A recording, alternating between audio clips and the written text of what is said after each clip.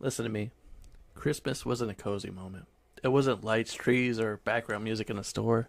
No, Christmas was a rescue mission. From the moment Adam and Eve fell in the garden, war broke out.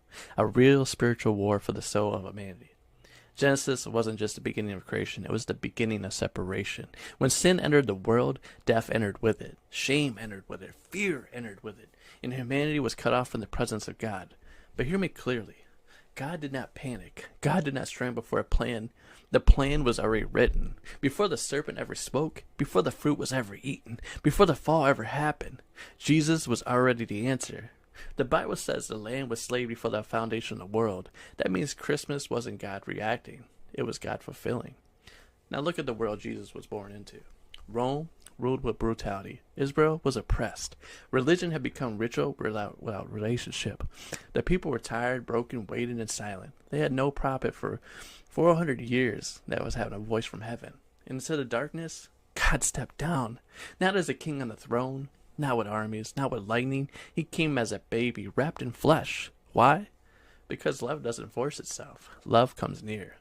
The devil had already been cast out of heaven. The fallen angels, they already knew their fate. And from that moment on, their mission had been the same. Destroy God's children, distort God's image, and separate humanity from God's presence.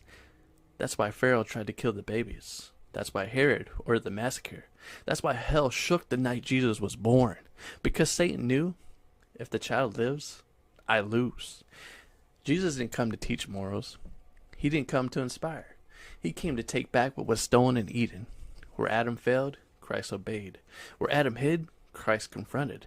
Where Adam brought death, Christ brought life. From a tree in garden to the tree on Calvary. This is why Christmas matters.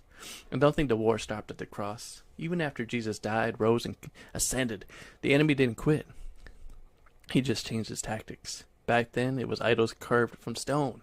Now it's idols with screens, stage, fame, and influence.